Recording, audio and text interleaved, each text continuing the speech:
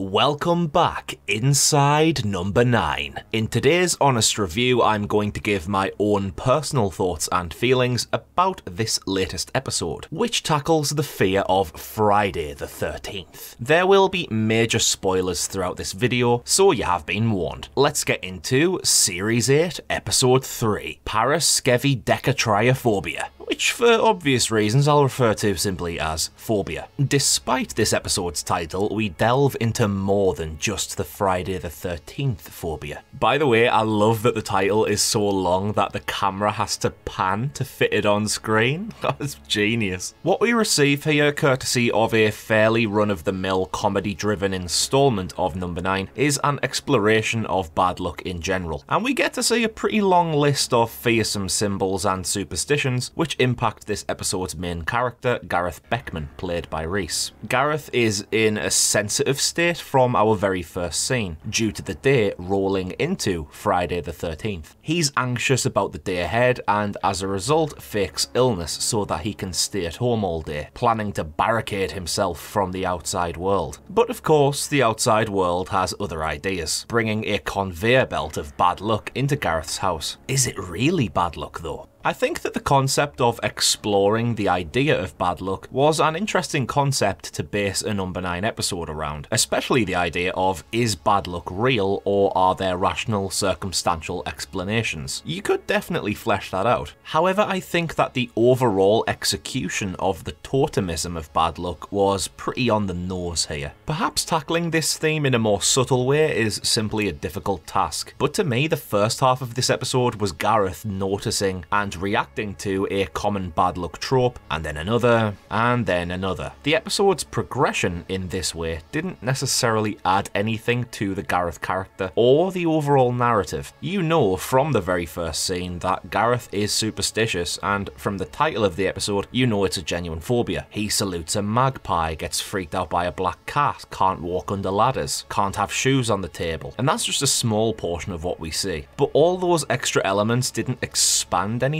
for me. I kind of sat there going, oh, yep, there's another bad luck thing. And again, I should also dive a little deeper into how this episode goes into the more comedic side of number 9, which we frequently see. However, most of the comedy in this episode sadly didn't land for me, mostly centered around the incredibly irritating postal worker played by Samantha Spiro. Obviously she's written that way and is well acted from that angle, but I found the humour projecting from that character to be quite forced. Steve and Reece are genius writers. They're also genius comedy writers, but their comedy writing for number 9 does have a small pattern of punchlines revolving around quite specific cultural references. In this case, we get references to Belvita biscuits and the Shiwi, which are both brought up twice in the episode. Despite being great comedy writers, I find some number 9 episodes try to push the comedy a bit too hard, and it winds up being less impactful. I'll cite episodes like Nana's Party and The Winner Is, and Last Night of the Proms being examples for me. Oh Christ, Last Night of the Proms.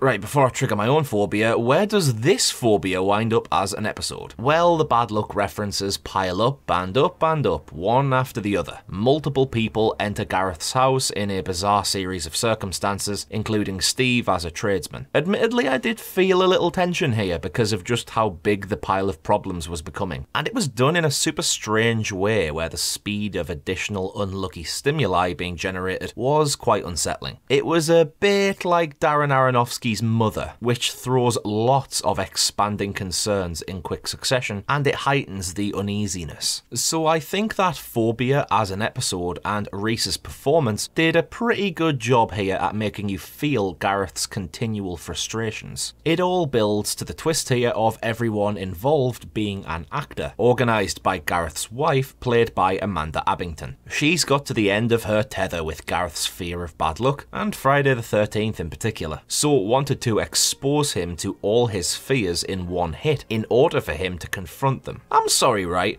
What an arsehole. I understand being concerned for your partner's well-being and wanting to find some help for them, but this is bloody extreme, isn't it? Facing your fears is an important choice on the path to self-improvement. But this isn't self-improvement. She forces the fears in Gareth's face without a choice, causing him a build-up of anxiety. She practically endangered her husband here, and it could have even backfired and completely broke him. As far as phobias go, it's not even a bad one. Plenty of people are superstitious, it's not harming anybody as a result. And as for Friday the 13th in particular, you only get a small handful of them. Sometimes you only get one a year, and they're massively spread apart. If my partner had this phobia, sure, I'd talk to them about it and try and understand it more. And yeah, I'd absolutely look into seeing if any help could be gained. But to orchestrate a full cast, semi-scripted, semi-improvised performance in the form of a home invasion to this level of extreme detail so that you can expose your husband to everything that frightens him in a bargain bucket full of fear, that is maybe a step too far perhaps. And it is especially a little less sensible when Steve and the postwoman, now revealed as actors, do their own superstitious reaction to the mention of Macbeth. How is that any more or less weird than Gareth saluting magpies? It's the same principle, just in a different skin. I mean, also, if the reason Gareth's wife wants to inspire these changes in his reactions to bad luck symbols, because his reactions are an inconvenience, they're not that bad surely. He can't walk under ladders, alright, so just walk around them then. He can't have shoes on the table, alright, just don't put them on or take them off. They're not big fixes. Certainly not as big as planning a theatrical intervention which has a 50-50 chance of completely destroying Gareth's brain beyond repair. However, we do come to understand exactly where Gareth's fears spring from, and that's a lot deeper. As a kid, he was the only survivor of a bus crash which killed all his friends, and it happened on a Friday the 13th. So he's grown up with survivor's guilt blended with the superstitious coincidence of the event taking place on the day that it did. I think that this concept was so much darker than everything that led up to it. It was remarkably bleak, but nothing up until this point had even been a slither of bleak, and so the tonal shift felt a tad out of place. It leads to Gareth having to break a mirror said to bring 7 years bad luck, but he does it anyway and suddenly receives a bunch of good luck, including a pretty humorous Dermot O'Leary cameo.